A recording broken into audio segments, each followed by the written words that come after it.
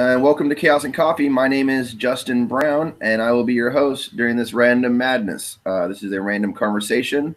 Today, we have on the panel Darth Tux, Kyle Flicker, and Vertex Draco. Thanks for joining us, guys. As always, folks, like, subscribe, share.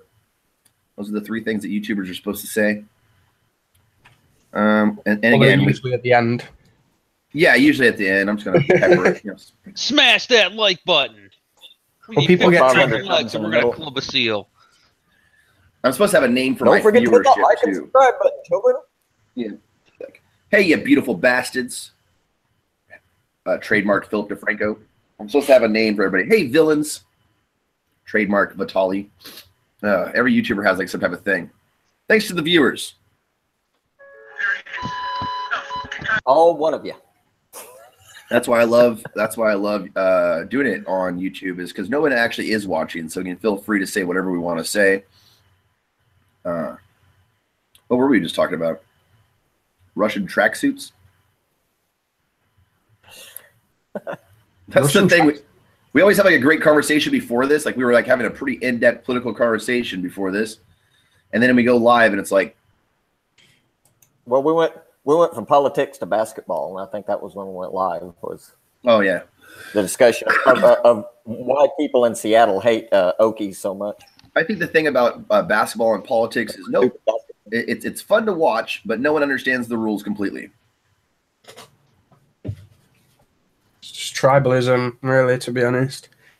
I think sports taps into the tribalism. People can identify with the symbology and the names of the teams, like we used to have actual like tribes and totem animals and shit. I've never been a big fan of tribalism, but the only sports that I like are extreme sports, and they're all like solo sports, so motocross and rock climbing and things of that nature. So you don't need a team then. You don't need to rely on other people to do what you want. That's just me. And you can practice those things without it being a sport too. Yeah. Well, I've got friends. We go out and go four-wheeling all the time and rock climbing and that kind of thing, but we never see it as a sport. It's always just having fun. It's the opposite way around for me. Like, if it involves a ball, I don't consider it a sport. It's an overpaid hobby. To me, sports are dangerous. Sports are like motocross and stuff, and motorbikes, the TT races, and climbing up sheer rock faces, and they're sports to me. But I don't know. It's just how I grew up, I guess. I don't know. I guess I've just never had that competitive spirit, I guess. I don't know. It's like I've never had to prove that I was better than anybody else at any other thing or something. I guess I don't know. I never really understood that competitive spirit. That we got to go out there and beat them. I'm like, why can't we just go out there and have fun? I compete against myself. Man. That's the most important thing, is compete against yourself, and because then it's about bettering yourself, really, instead of just stagnating or just messing around and doing nothing. Yeah. Well, I mean, I guess I compete with myself because I'm always pushing myself to be the best I can at whatever it is I'm doing. But I don't ever equate that with other people. Anyone outside of myself, I don't care. I don't need to compete with you. I don't need to prove I'm better than you. Anything.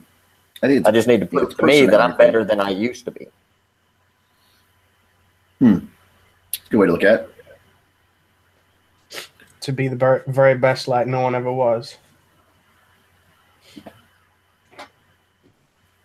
Got to practice so you can catch them all. Sounds about right. It's like even with my video games, I've never really enjoyed playing with others unless it's somebody sitting right next to me, I would much rather, play Fallout. Yeah, it's a fun game. Then go online and play with a bunch of other people. It just, I don't know. I never really understood it. You know, I just if play around. If I've got a friend right here next to me, you know, we want to, you know, do some car racing or something of that nature, you know, that's cool. I can have fun doing that. But if you're not here in the same physical room with me, then the way I look at it is, what's the point? I think as technology increases, like having a conversation right now, we're not in the same room, you know. So gaming has also got to that level where,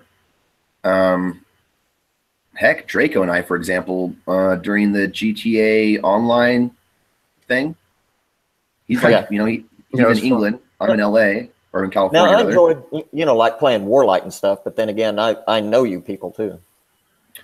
Yeah, I think it's a matter of that. Yep. Like, you know, your familiarity with your playing group helps span the distance. I think games can be played in Hangouts, like Warlight, which is for those watching, a version of Risk that exists. There's warlight.net or .com you can go to and join up and become a member and increase your strategic war skills. But yeah, I think Hangouts. I think a lot of it too is just my age. Mm. You know, I remember the first video games. I remember a time before there were video games, before computers, before any of this. You know, and I look back on it now and I'm like, oh wow, how quickly we've come in just a short period of time. Yeah. Oh yeah. It makes it hard to adapt when the world changes so quickly. That's literally future shock. You just described future shock, where people have a problem adapting to essentially modern technology. Yeah. It happens. I was talking to Cheryl about that the other day. You know, you look back at history and, you know, there were thousands of years when society didn't change any at all. You know, the Egyptian society, went through its change of rulers, and it had, you know, a few periods of utter chaos where everything was just destroyed. But from beginning to end, society was pretty much exactly the same. But you look at what's going on now, you know, just in the past 30 years and how much society has changed. Almost, it's like change is the constant normal now. You know, we need to slow down here, especially technologically, and take a stinking breath. It can't happen. No, sorry, it's inevitable. Yeah. We have exponential growth. So basically, as time goes on, the rate in which technology increases goes up. I can't remember the proper name for it. I was trying to remember the name. There's like Moore's Law. Moore's Law. So yeah, that's the one. So it just. Well, yeah, but that's exponential growth is not sustainable. No, it's inevitable. It's probably why. Well, it's not growth. I'll agree that exponential growth. Well, okay. If we look at a tree or any type of plant that goes from a seed to the wonderful, massive, beautiful things that they are, trees, right? Exponential growth could definitely exist. Infinite exponential growth cannot. Like, we're not gonna have a tree that goes off into the fucking, it hits Mars. You know what I mean? Like, a tree terminates. A tree which experiences exponential growth terminates at some point. So yeah, exponential growth can exist. Let's say the beginning of a country, some nation state in Africa gains dominance over all the other third world countries and creates some type of African empire. We would see some crazy exponential growth in their economic model, which would have to at some point taper off or fall off. You know, depressions and recessions occur. Like, as far as I can tell, as far as that growth finishing, it's one or two things. There might be something I've missed, but it's either you reach the singularity or the civilization dies off, basically. So the tree dies or it just fully blooms, basically. Yeah. Let's hope that it's the singularity and not the doom. Yeah, I would honestly say that there's a distinction between growth and acquisition of knowledge. Like, I think acquisition of knowledge, again, does have some type of termination point. I think the acquisition of knowledge is really more of a chipping away and then eventual discoveries. And a lot of those discoveries are like discounted by the very scientific community or society that they're trying to benefit, i.e. Galileo or Copernicus, you know. Resistance to change, though, isn't it? Humans don't like change. Humans hate change, man. Even though it's inevitable. He was just describing it, man. It was like, it's one of those things where you get to a certain age and you don't like newfangled shit. You know how everything works. You don't want a DVD player. You have a VCR, you know? Or I don't know that I'm quite that bad about it. No, you weren't at this point, but I do. I do understand that the only thing that is permanent is change. Changes. What I take issue with is the rate of change. Fair enough. How quickly we are changing. I mean, I'm all for new, but I'm not for newfangled. That's a T-shirt right there, man. That is really a T-shirt or a bumper sticker. I'm for new. I'm just not a very wise man named Duncan McEwen. Duncan, if you're listening, hook me up, brother. That was his slogan, and I just picked it up because I thought it was so awesome. It's good to cite your source. Yeah, it's good to cite your source. I'd rather more change, to be honest. I want it faster. It can't come quick enough for me.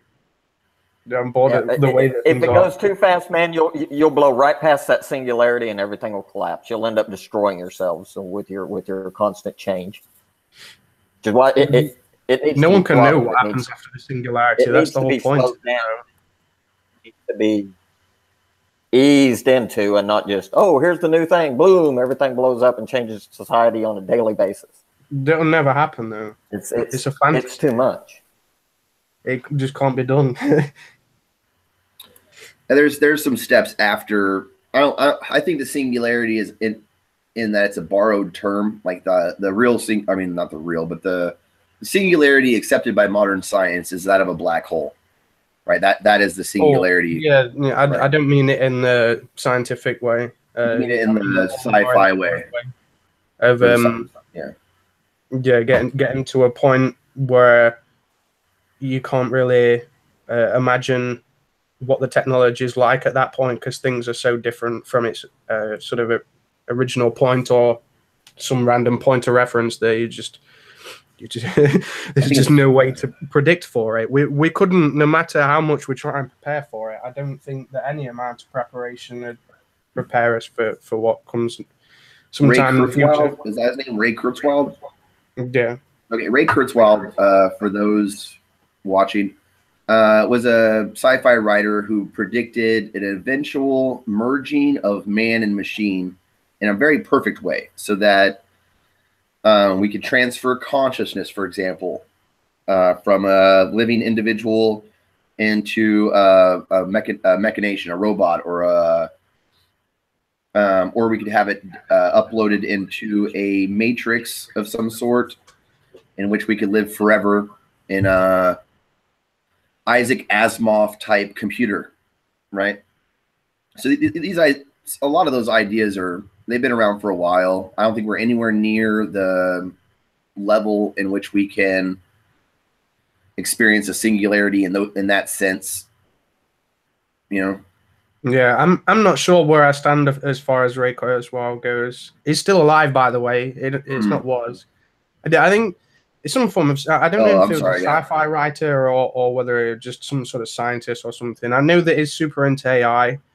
I'm not sure I go that far. I'm not sure how far away it is, though. I don't know if we'll see it in a lifetime. It'd be nice if we did. It'd probably happen sometime after we're gone, though, to be fair. To be realistic. To be realistic, sometime in the future when there's what we'd call like the perfected AI god, you know, when the AI god exists, the Deus Ex Machina, the machine that can do anything. The super intelligent AI. Yeah. When we become pets, essentially, because we can't keep up with that sort of level of intelligence. We really couldn't. I mean, imagine if we get a machine to that point to where it's got God level intelligence, like intelligence level 18, 20, whatever the D&D max is, right? And it launches a robot swarm, like a little swarm of 3D printers that grab just the molecules around themselves and replicate itself a body, and then it has an avatar and it's walking amongst us.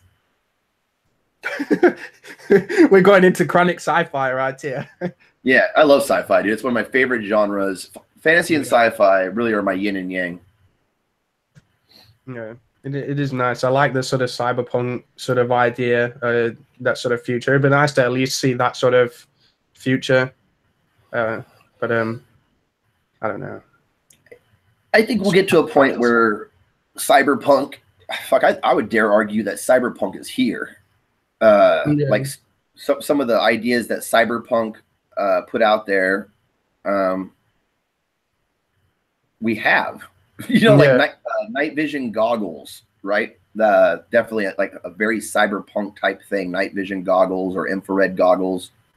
Science fiction has always driven innovation, though, especially in science. Yeah. Well, yeah, absolutely. I think it's just the aesthetics that we don't have. We have most of the technology. There's only a little bit of the technology that we don't have. Like very few of it, come to think of it, to be honest. So yeah.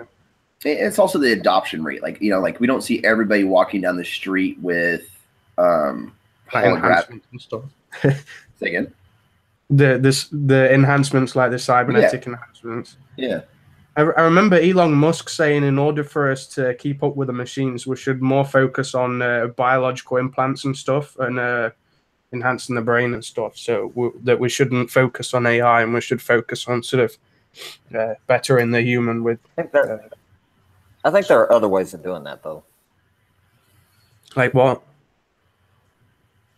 Well, I mean, like, educating yourself, mind exercises and stuff. You want to exercise your mind. You don't even go planting a damn computer chip in your brain. Diet, exercise. But there's a limit. Exercise. There's a biological limit that we reach. Well, yeah, but I mean, do you really need to exceed those limits? If you want to keep up with maybe temporarily. Oh, I'm a forklift driver. Okay, so we invent this machine that's basically, an exoskeleton that'll allow you to lift this stuff and do your job. But that's still no reason to require cybernetic enhancement. No, it's to keep up with the machines so that they don't overtake us intellectually. That's why I think that it's necessary to have to enhance the brain. If machines overtake us intellectually, it's our own damn fault. It's not like machines just come about or another creature. We create them. And those machines will never be any better or any smarter, in all honesty and actuality, than we are. We seem to have this idea that our machines are more perfect than we are. And I disagree with that wholeheartedly across the board. No, I think it's how it works. Yeah. I've been into artificial intelligence for a long time, and unless we actually program it to do something like having general intelligence, then it's not going to get there. But the thing is there's lots of people that's working on it already, and once it can understand context, once it gets to a base level, it will exponentially start growing and growing out of our hands. That's why there's a lot of people that warn against the dangers of it, because there are very real dangers of it getting out of hand, because it gets to a certain point where you don't know what it's doing. Like YouTube's AI, how it's basically sort of going around and finding certain videos that are sort of like offensive and stuff like that. A lot of Google's AIs, they don't know how it works. Literally don't know how it works, because the machines are already creating other machines. We're already at that point. So then I have to ask, why screw with it until you know? Otherwise, you're playing with dynamite. It's human nature. We're always going to do stuff like that. It's why we took to the skies. It's why we made airplanes. We want to explore the unknown. We literally played with atomic bombs. Yeah. Well, yeah, and that's fine. That's fine. I don't have an issue with that particular argument, but you shouldn't be screwing around with it on the massive level that we are now, not understanding it. I mean, if something goes awry, if an AI goes awry in the laboratory, that's one thing. It's no big deal. If it goes awry in the real life and ends up taking over, say, the internet, then you've got a serious ass problem. And if you're screwing around with it like that on a massive scale, like we're doing now, then you're just asking for it. Because it's not a question of if it will happen; it's when. Exactly. Yeah. You might persuade 99%, like in best case scenario, you might persuade 99% of the people. There's always going to be about 1% of people. They'll be like, hey, this is unexplored territory. Let's do it. Why not? Like, what's the worst that could happen? Hey, we've got one chance. We might destroy everything. We might become incredibly powerful and rich. So it's going to happen eventually. I just think that we're being very irresponsible with it.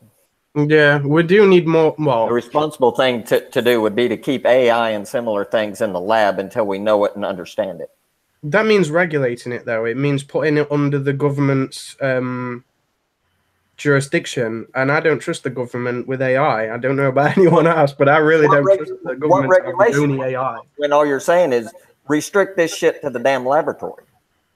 The problem with the idea of restricting artificial intelligence to the laboratory is that would violate a moral part of the legislation, right? When you educate children, one of the governing laws of educating children is that you have to do so in the least restrictive environment possible. So even special ed kids, which is how we should probably consider AI at this point, okay, like special ed children, okay, we have to have an area where they can learn and interact with each other, right, like Google does. Google's very responsible at doing this, and then give them limited access to the world at large. So like, much like letting kids go out in the sunshine and have a recess where they run around and bump into each other, even quote unquote normal kids run around like goofballs and run into each other, you know what I mean, for a bunch of grades, you know? In doing so, you have to give the AI access to, in their world, alternate forms of code, or code that they can create on their own, or expansive databases that, while not the internet, are a copy of the internet. That Google has copies of the internet, for those who don't. Well, yeah, Google aside, all that is fine. What you're saying, I agree with. I don't have an issue with that. But when our financial institutions and crap go, oh, well, here, we're just going to put AI in control of our money. Oh, here, we're going to put AI in control of business. Yeah. Oh, here, we're going to put AI in control. Yeah, well, you're asking for it. Yeah, it's already had that though. It's definitely years and years. Well, yeah, and that's part of the problem. Right next to Wall Street, it's not intelligent. It's not aware of itself. You know, we're quickly getting to the point we're gonna create this thing that we don't understand and that we don't control, and we're just gonna say, okay, solve all our world's problems for us. We're gonna bow down to you and worship you and do whatever you say. And then we're gonna lose what it is to be human. We're going to be slaves to the machines that we created. And we're going to enslave ourselves. Because it's a false equivalency between a financial bot that's not aware of anything. You can't ask it to do anything for you, or what it's doing is just analyzing data. Whereas like something like a general AI, where it actually teaches things, you can talk to it, something like Watson or something, that's something that you can actually talk to. And that's more the sort of stuff that we need to be worried about, and those are all in sort of. You mean like all these Windows 10 machines out there running Cortana? Essentially, yeah, yeah. Having it, and that's why Elon Musk has open sourced it, which is kind of dangerous in itself. But the only way that we're not going to have one corporation having general AI or later on super intelligent AI is to make it to sort of democratize. I can't say the word. You know what I mean? Hold on, we got this one. We have this over here in our country. Yeah, Elon Musk is doing it. He has that OpenAI. There's OpenCog. There's a few open source things to make sure that it's not just people like Windows and Apple that have general AI. We shouldn't allow just corporations or governments to have control over something like this. in my opinion, anyway. And Elon Musk's. Well, true. I mean, business doesn't give a shit about anything but business and profit. Government doesn't give a shit about anything but government in themselves. So yeah, you definitely need to keep something like that out of their hands. But the problem is they're the only ones that have the money and the wherewithal to actually finance this. At this point, they're the ones that are pushing it. They're the ones that are doing it. And like Justin was saying earlier, we have this generalized AI now that can analyze code. It can incorporate other code into itself. It can do a lot of really cool stuff, write its own code even. Yeah. So what happens now, you have a bunch of Windows 10 machines all running Cortana, and one or two of these Windows 10 machines is running a financial AI program. And Cortana decides, oh, you know what, I'm just going to fold that into myself. It can't do that, though. It's not programmed to do it. Cortana's not programmed to write its own AI. That sort of stuff's restricted to labs at the moment. That's really as far as we know. Is it some closed source Microsoft thing? I'm not worried about it. It's gonna be like a squirt gun compared to whatever's out there. You know what I'm saying? Like every time somebody's worried about some Microsoft product, I'm just like, yep, oh, that's awesome. Well, you know? I'm just using Microsoft as an example. Yeah, but I'm saying I'm really gonna just keep them as the example. They all have. I don't think they've made the best. No, we know where the bleeding edge is at the moment, because the computer scientists are the ones that are at the leading edge of it, and so they don't even. We have a rough idea of where we are. It's the thing where there are various processes by which to come about with different AIs that have different, specific applications or tasks, and unless people literally spend the time and computational power on an old school machine, right, to create something through iterations, like various AIs that have the opportunity to live and thrive and die in an environment, right? We're never going to really come about with something that can self-learn. Yeah. It's like 1000th generation or something. We have to have that time. We have to have this time where Siri is just basically a chat bot with a big index, and Alexa is a chat bot that can order you shit, and Cortana is a chat bot that's listening to everything you say and parsing off information for the government, because that's what Microsoft does ever since 1999. Yeah, it's for advertising as well. Mainly. Man, triggered. Triggered. Every time you say Microsoft, I get triggered, Charles. Just throwing that out there, man. hey, man, Microsoft triggers me too. Okay, just they were underneath a lawsuit back in 1999 where they were getting fined by the government. They were fined $1 million a day for contempt of court that Microsoft wrote off as cost of doing business. Yep. All because they refused to unbundle Internet Explorer from Windows. Yeah, it was classed as a monopoly, wasn't it? Yeah, well, they were violating what they did laws. What was it? Netflix Navigator had come out, and it was really the first web browser. They make a Google this really shit. Take off. I don't feel. And it was like melt their brain. It was like $5. You buy the CD, you install it. This is ancient history, right? That was it. Yeah, ancient history. Hold on, we got to pull Kyle back into the conversation. His brain is melted from all the AI talk. It's more like my vagina's getting dry. Yeah, your vagina's dry. Oh, but on that note, what about the what? Never mind. I won't even say it. What do you use the megaphone for? For being annoying and loud and obnoxious. What else do I use it for? Fuck, I have no idea. Like you just yell at ducks out your window? Good enough reason. Like, for example, I use right now, I'd be like, "Fire the pussy!" How about that? There you go. That's pretty good. I need to make some coffee. Fuck. Yeah, that's what you need. Coffee, bro. Wake it up. Kyle Flicker, ladies and gentlemen. Yeah. Let's do a station pause for a second. I know we have a viewer. Thanks for watching. If you want to comment in the external chat, we will check on that periodically. Chaos and Coffee, where your comments and also our fucking brain rapes drive the content. I got a penguin cup. So how about them sex robots, huh? See, that's what I'm saying. I don't think we should stop short of our technological innovations until we have the robots performing crude acts for us, you know? I thought it was so funny. All these women are getting all That's like, it is so sexist. You're making sex robots while they're sitting next to their you know, big double-sided dildos on their end table and all I their had fucking, I whatever. had that conversation the other day with my girlfriend. And I was like, obviously you've never been to a pervert shop, because you go in there and 99.9% of all the toys are for women. You've got maybe a couple blow up dolls and a couple blow up sheeps, and you got 900 different selections of vibrators. Well, who's to say a So guy's it not makes going to sense stick to me one of them that they would dildos in make his butthole, a huh? sex bot for women. Who's to say a guy won't stick one of them dildos in his butt? Gays like Oh, them too.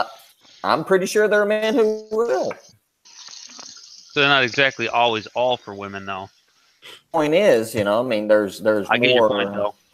Yeah. You The never. You have a point.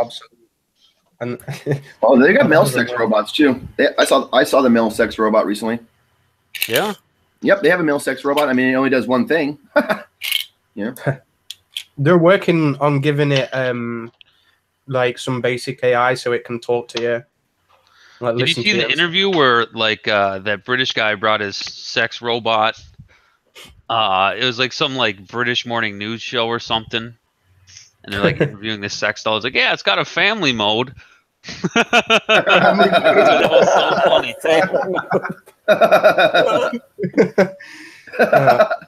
It's So a it lady in doesn't the get all streets. horny or whatever, Yeah. and it It Googles did. facts for the kids. Like, what the fuck? The sex industry is usually at the bleeding edge of technology, to be honest. They're always looking for new ways to, What's the last innovation men had for sex toys? The Fleshlight? That was fucking 15 years ago. No, they were the ones that decided between Blu-ray and whatever that other one was, like HD DVD or something. Yeah. They made they were the deciding factor in the war between VHS and Betamax. yeah, that as well. Really? Because they sold more porn than anything else, huh? Yep, and that's pretty much it. So when the sex industry jumps in on it, I won't stand in the way. I'll be like, hey, do your thing. I know the rest of the world's gonna sort of follow behind, with enough distance to not look too creepy. I got leftover pizza. Praise Jesus.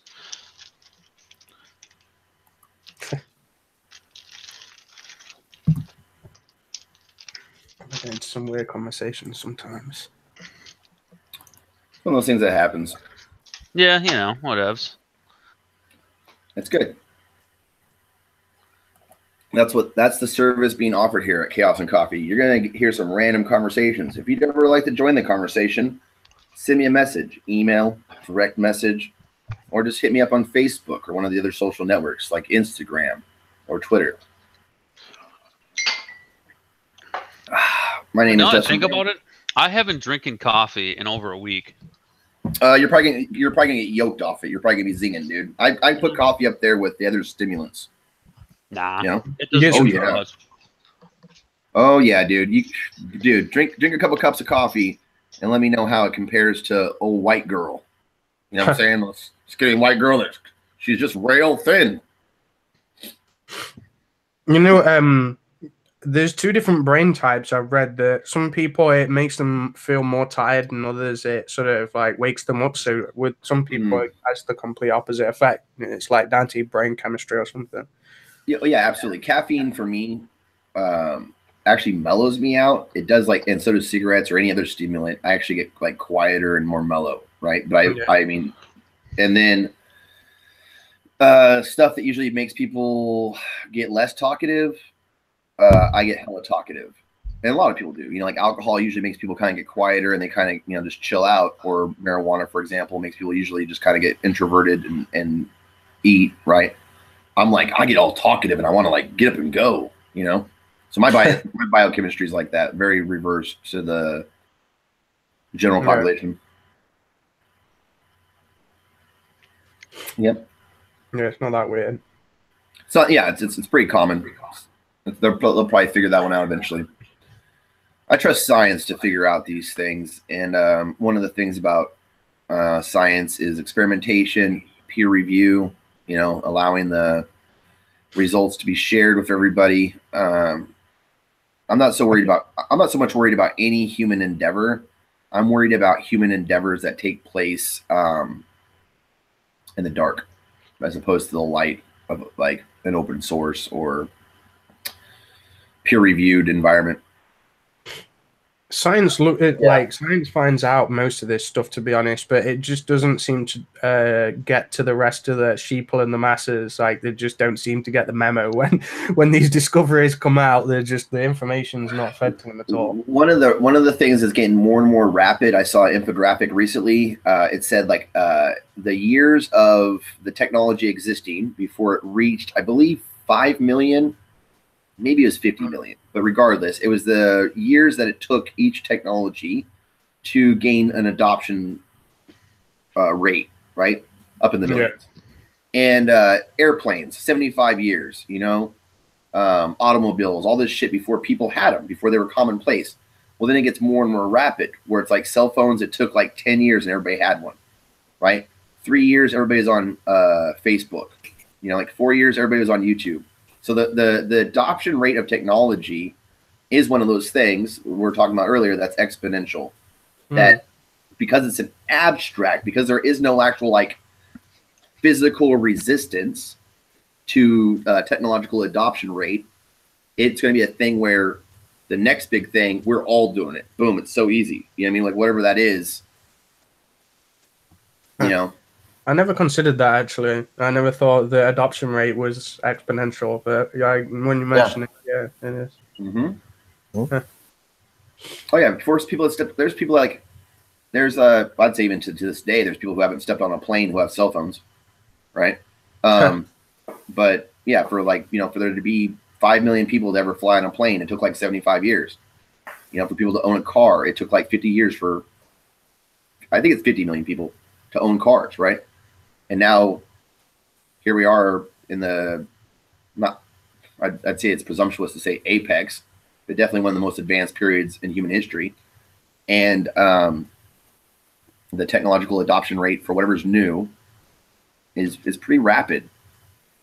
That's why everybody's trying so, or not necessarily everybody, but why the big tech firms are all so desperate now to find that next new thing.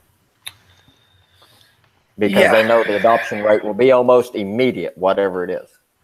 Well, yeah, Pokemon Go. That was fucking huge. That's what this whole Windows 10 rolling release, new feature every 6 month bullshit thing is all about. Them trying so desperately to find that next big. I don't even know what you're saying when you say Windows. Okay. Okay. There is no Windows 10. There is Linux. There's Linux. There is Linux. Okay? It's almost like he's saying there's a giant dragon that we've had for years that I don't even fucking deal with. I live over the mountains in Icewind Dale. I don't even deal with that dragon.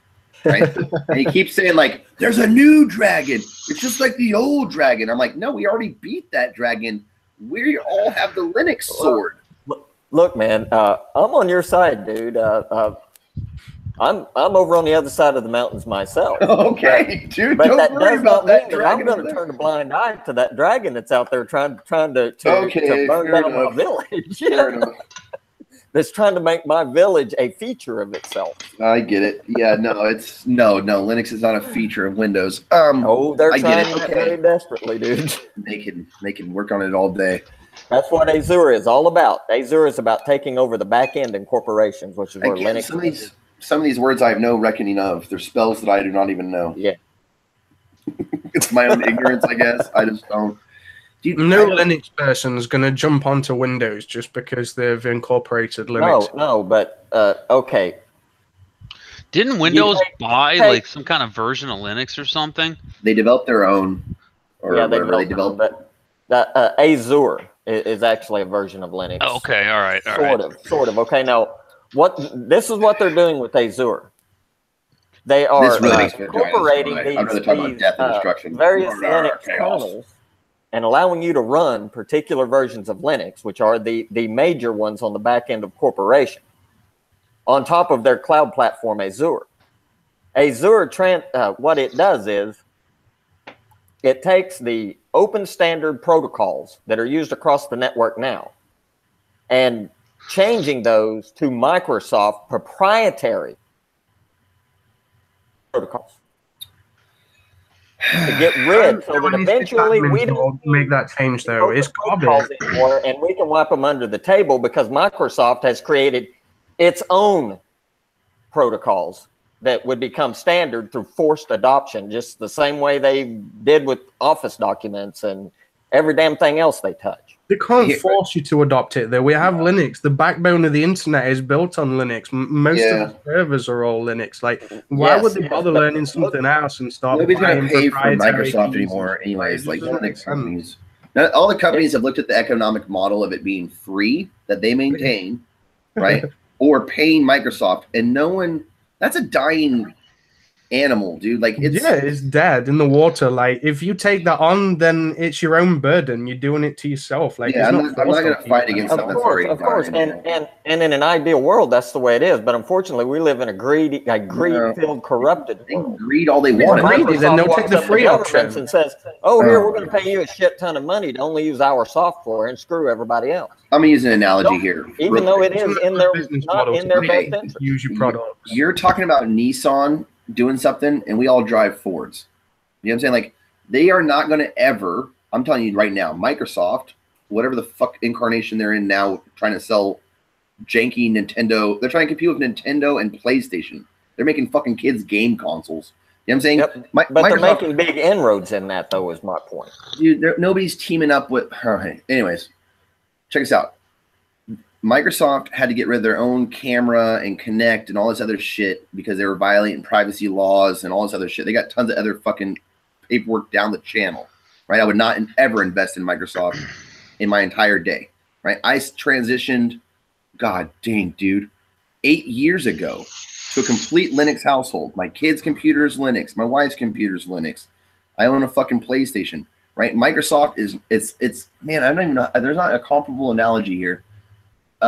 I don't care what they do. It's like that shit where everybody's like, oh my God, the FCC, one organization in one fucking country, right? The Federal Communications Commission decides we're going to end net neutrality. Everybody loses their shit. We're one country and we're not even a powerhouse anymore. If you haven't noticed, Russia runs us, okay?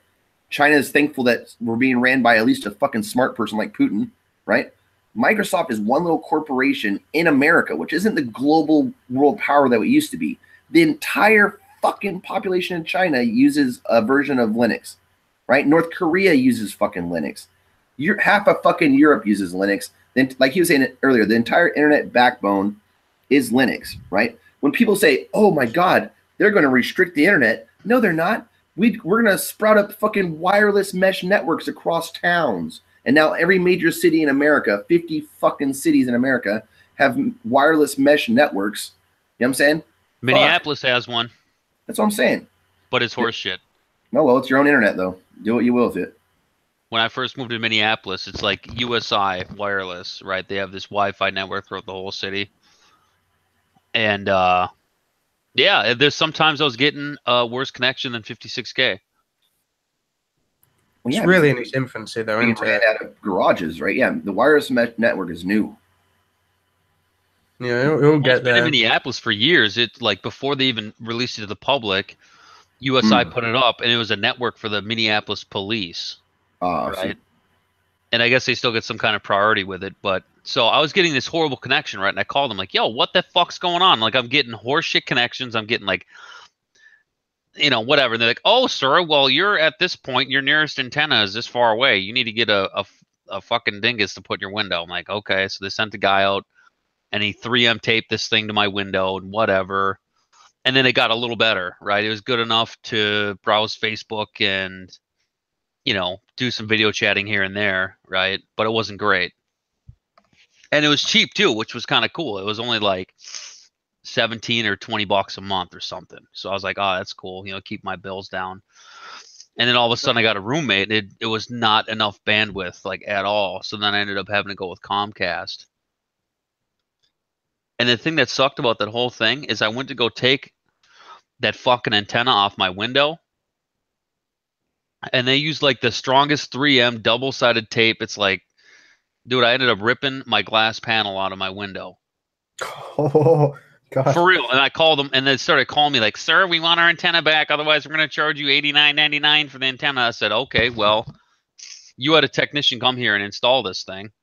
We have a technician come and uninstall it. And I'm sorry, sir, you need to remove the equipment and then send it in." I said, "Well, funny story. I tried to remove it, and it broke my fucking window. Are you going to pay to fix my window?" They're like, "Sir, we're not responsible for that." I said, "Well, why the fuck did you use 3M tape that fucking permanently affixes things to stuff? Like, what the fuck's your problem?" Like, "Sir, it's not our problem." I was like, "Fuck you." And I still got their fucking antenna, and my glass is still attached to it. That's a good recycle, reduce, reuse. You know what I mean? Clearing that glass off of it, and now you got yourself a dongle. A little dingus. Dongle antenna. Turn that thing into a cantenna. Yeah, Matt was actually when he was still staying here. He was like, "Oh, this thing, what is this?" And I told him, and he's like, "Dude, I could use this to hack Wi-Fi's and all this shit." Like, I said, "Don't be doing this shit for my network." What a guy. But yeah, I got the antenna right here. And it was affixed to my window, and it pulled my window off with it. See that shit? Ooh. Yeah, that's evidence. That sucks, man. That's racist. It's the NanoStation M2. That's exactly what you need right there. Yeah, he's right. Indoor, outdoor, something, whatever. Man, you guys are really advanced up there in the Great North. Yeah. I don't know. I guess they made that network a little better. They're adding more antennas and stuff, because I've been seeing them come up on these poles. Because you can't, they put them up on all, like, the light poles or power line poles. There's definitely way more of them up. But I don't think I could go back to that now, because I don't think it'd be anywhere near the internet speeds I have with Comcast. Probably But not. the cool thing is, though, is like, so for example, if you're a data whore, right? And you don't have like an unlimited account, you can use that Wi-Fi anywhere in the city of Minneapolis. So you could be Snapchatting your boo-boo all day long as you're in the city. Just be on the Wi-Fi.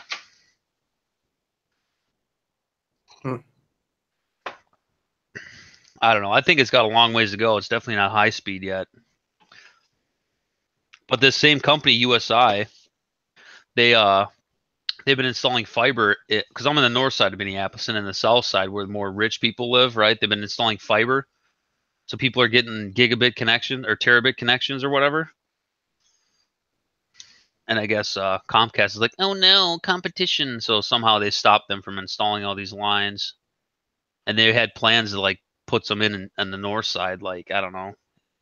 It was like supposed to be like 2019, and now that's a kibosh because Comcast has been putting a wrench in the gears. And I don't know why they haven't been tagged as a monopoly yet, to be honest, because they're really not very competition friendly.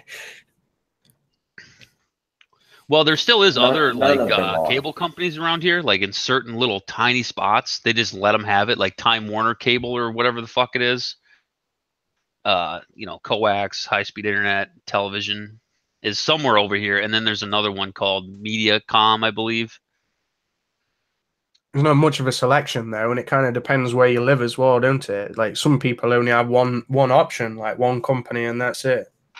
Well, I mean, I could also do CenturyLink, and it's like extra fast DSL. I'm like, yeah, no, not gonna happen. They claim they have fiber optic around here with gigabit connections. I'm like, yeah, okay, buddy.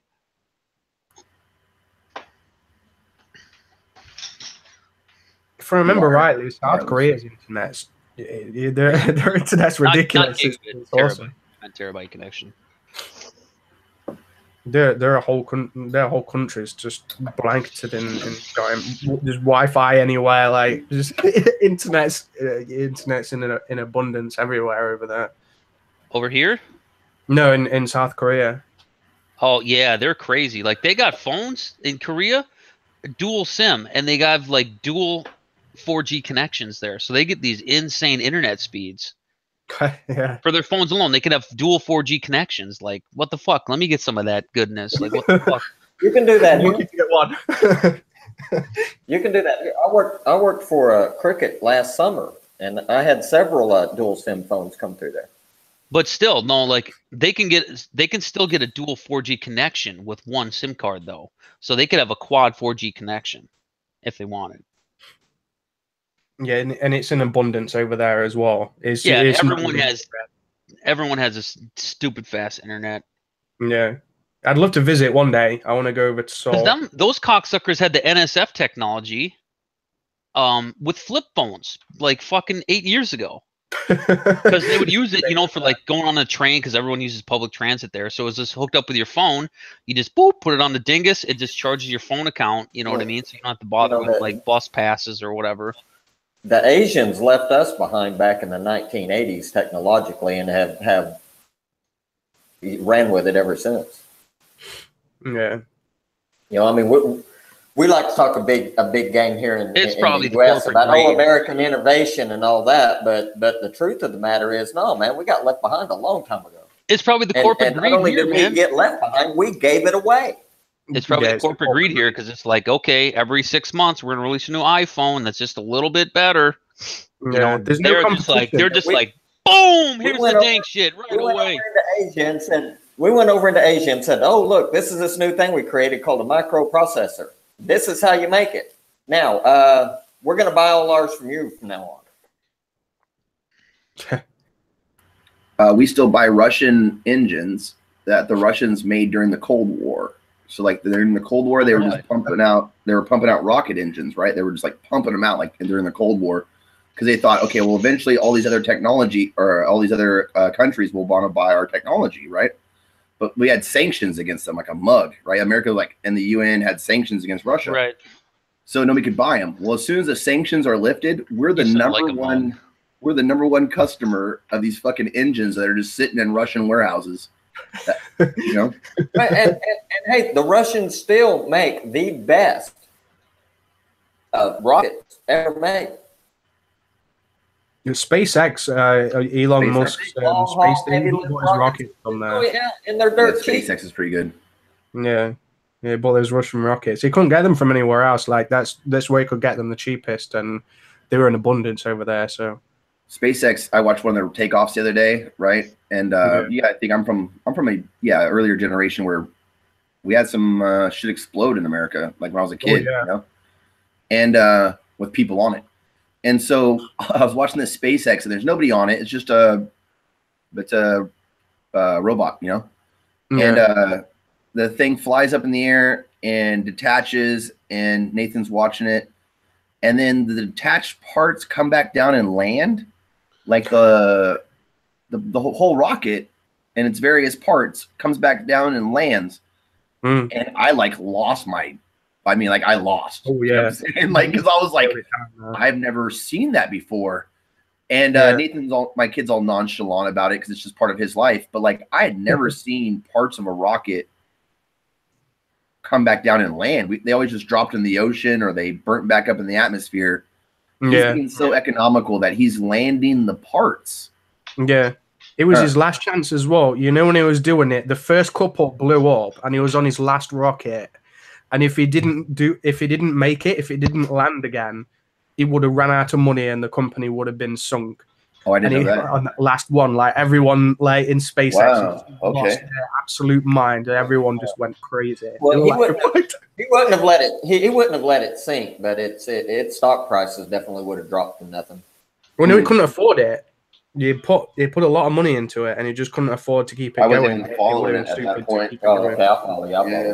I wasn't even following it at that point. I just followed it recently, I guess. But he risked it all, and it's a success. Like I literally watched them launch a U.S.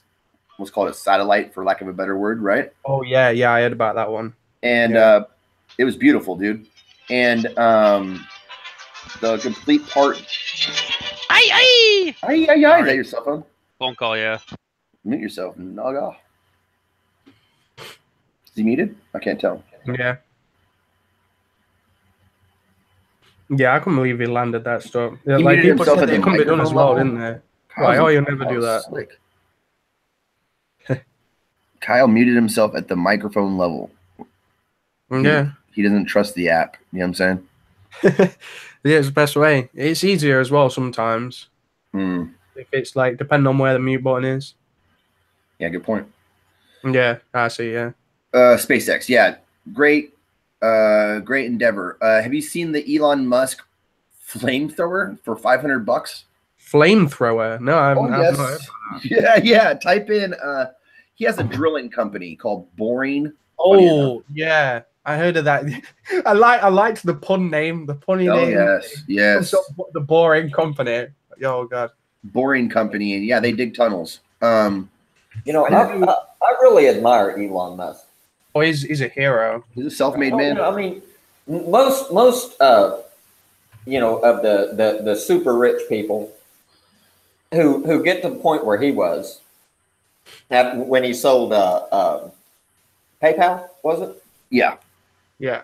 Would have just said, okay, now here I'm going to invest this money in the stock market and I'm going to go off and live like a playboy the rest of my life. And where he did kind of do that in the beginning, he still does. He bangs bottles. and he still does to an extent, but he took most of his money and put it into Tesla, into green technologies, into SpaceX, into things to further mankind and technology instead of just saying, oh, well, I'm going to be ultra greedy with this shit. And he's lost his ass several times doing it. Look at his Like you said flamethrower. earlier, you know, if his rockets didn't work the way that they were expected to perform, he couldn't have kept SpaceX in business. He lost everything. This is some proper sci-fi stuff right here. That I mean, this is flamethrower, I'm what looking at it the ultra now. rich should be doing with their money. Not all the That's rich creating people. jobs. That's stuff.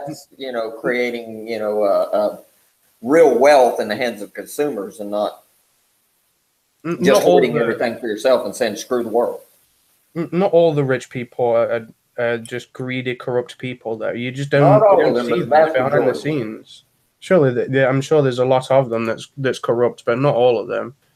Elon Musk is the best out of the lot. Is the one that does the sort of best work, but no, it's not a binary. It's not just one or the other. Like they're either corrupt or they're just some magical saint. But Elon Musk is kind of like a Iron Man, Tony Stark. Yeah, Yeah. I remember hearing that it's Well, still, even based on him Tony- or something. But Still, even Tony Stark became Iron Man for selfish reasons. This is the Mhm. flamethrower. yeah, I'm looking at it. Yeah, that's the one I saw. Like $600 or $500 on the one I saw. Have you That's guys so ever fine. seen? Oh crap! Frisky Dingo. That sounds really familiar. Are you familiar with that? It's it was a Adult Swim. Oh yeah. Yeah, animated series. One of the characters, his name is Xander Cruz, and he's definitely your not Tony, Batman, Bruce Wayne, right? You know, became a superhero to avenge the death of his murdered parents. But everything he did throughout the entire stinking series was for himself and screw everybody else. He gave not a thought or a care. And I used to tell Cheryl all the time, jokingly, of course, that that's what Bruce Wayne would really be like. Right?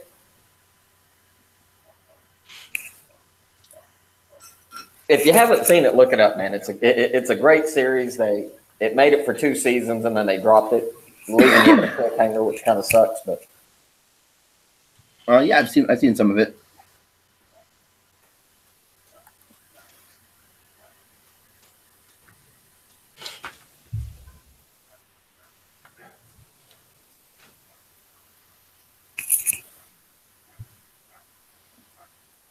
oh, the awkward silence.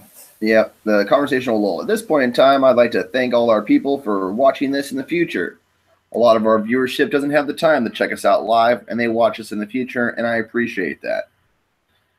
I'm also going to try to, like, at this point, pretty much promote my D&D game that's coming up. Then who's really going to watch up to the conversational lull anyway? They're probably all gone by now anyway. Apart Yeah. from like the YouTube people and the bots and the people spying on us and the stalkers. Yeah, that's exactly it. There's YouTube bots, man. There's the spies, man. You know, Speaking of which, yep, I had a mute at the headset level, as you said. Don't trust the Googles. dope. Plus, it is way That's more a- convenient just going like this instead of reaching forward, grabbing my mouse. Where's my Yeah. mouse at? And oh, here. Oh. Yeah, it's a proper mute. It's a level of paranoia that I can appreciate. Yeah, I got turned on to this headset from Colin, and this thing is amazing. SteelSeries headsets. Oh my god, I love them. They're great. Yeah, I've heard For good this, things. I had some Logitechs, and Logitechs are nice, but I didn't like the fact that the headset, the earpiece part, the cushion on the Logitechs are always leather, or that fake ass leather, and Oh, it it makes comes your off, ears don't it? always get hella hot, dude. I can't stand that shit. Is that The cool? leather comes off, don't it, over time? Like if you have them Yeah, a really long time. I had all this I little had black shit all over my neck and stuff. Yeah, I'd be Oh, cleaning all my God. ears with a Q-tip and shit. Like, what's this black stuff? I thought I was like dying on the inside, like my brain was melting. It turns out just chunks coming off my headset. Yeah, it took me a while to figure it out as well. Yeah. Yeah, I need to get myself some of those big studio headphones. Oh, speaking of which, Facebook just pushed this ad on me for these Sennheiser, like HQ1s or something. It's like a $50,000 pair of headsets. Jeez. It's because they're listening. There's like, oh, he's talking about headsets. hell? Quick, push him these ads. Yeah. Jeez. I mean, shit, I might have a little bit of money, but I'm not gonna go spending $50K on a fucking pair of headsets. Yeah, No. It's like this crazy thing. It's like encased in marble, and it's got like all these, them old school like glass tubes for that would be in old transistor radios are in there, or not transistor radios, but the old school radios. And I was Yeah. just thinking, what the fuck kind of headset? I was like, this thing's got to be expensive, right? So I started looking at reviews like $50,000 headset, the most amazing thing ever, and blah blah blah. That's like spending $20 million on a refrigerator. Yeah, right. And it's kind of funny. He's like, yeah, if you buy it, Sennheiser will fly out expert technicians to come to your house and set it up for you and everything. And then I'm like, I don't want these motherfuckers in my house. I can set up a headset, dingus. Like, what the fuck? Yeah, no shit. Why do you have to overcomplicate something? And all these people are like, putting them on and listening. They're like, oh wow, it's like you're actually in the studio. Oh wow, like shut the fuck up. The fuck out of here. Look at it this way. Do I really need to be sitting in a studio? I don't know. I like music, but I don't like it so much where I need a $50,000 headset to listen to the shit. No shit. I just You know what need I an mean? Like, what the amplifier fuck? between my phone and my headset and my earbuds, and I'll be happy. I just got some Skull Candies. They've got some bass boost on them as well because I just like heavy bass on my music. It's annoying though sometimes, like because some songs will have the drums in one ear and then like the guitars in another, so it kind of sounds like you've just got bass in one ear but then not in the other, and it just depends on the music you listen to. But Well, that- metal is not too good on here. Yeah, Damn, that's son. just how it's splitting up the channel. If you can set your output to mono instead of stereo, it'll fix that. But yeah, like If you're listening to that through like a surround sound or even a stereo or a three-way system, it sounds better. so this headset here, this SteelSeries one I got, I spent $160 on it, and that's like the highest I will ever go. And the only Yeah. reason why I spent $160 is because I'm on this fucking shit, video chatting all the time, So otherwise, I would never ever spend that much on a headset. I spent roughly the same. Like in dollars, it'd be somewhere between $100 and $200, somewhere in between there. But like, I use them to go out, like to listen to music when I'm walking out, and I use them for when I'm at my computer as well. So I didn't want a proper headset, but I wanted like good ones. I want one that I could use anywhere, basically. So These ones are kind of like dedicated for home, but it's kind of I like rigged up a good setup for like when I travel on an airplane, so I can still use this headset. yeah, Because like this headset has like, like the dongle for it, right? It's like corded and it's like I don't know 4 foot long or something. So when you're on a plane, you can't have a 4 foot cord like flopping all over the place. yeah. So I Does figured the out a way. microphone go I figured in out a or way to manage it while I'm on an airplane. So I ended up buying one of those little cable management things. It's got the little circle thing and a grabber. Oh, nice. Right, well, the dongle, right? So, like, when I'm on the plane, I'll twist tie the cord together, and then this thing, like, literally can fit right in there. Oh, wait, I go do it the other way, right? So it goes in the little dingus, Yeah, and then it fits, like, right in the hole, so it just stays there. cool. Hell yeah. What about the microphone though? Does the microphone just sit there, or does it like go Well, back I in? can put it up into the. It's a retractable, so Oh, like it's now yeah, up yeah. in there, so no one will really know, right? Yeah, cool. So Yeah, see, I just need a pair of those studio headphones. Have the big jack on the end of it to plug into my amplifier. oh, like the large jack, the Yeah. how many millimeters is that? The 5 That way, millimeter I'm one or not whatever. blasting my neighbors out. I can get far up. I can add some distortion and some reverb, what the hell ever, and just rock out and not disturb everybody. Rock out with your cock out. That's right. Better than jamming out with my clam out. I'd rather see you with your clam out though. On that note, I'd like to promote good prostate health. Remember, once a year, you should get your prostate checked. You by a want to check your professional. prostate, Justin? No. And remember, the prostate is a sexual organ, so use it or lose it. Yep. I'd rather fuck, lose that it. reminds me, dude. My dad had prostate cancer. I gotta have a dude stick his fingers up my ass pretty soon. You can have a nurse do it.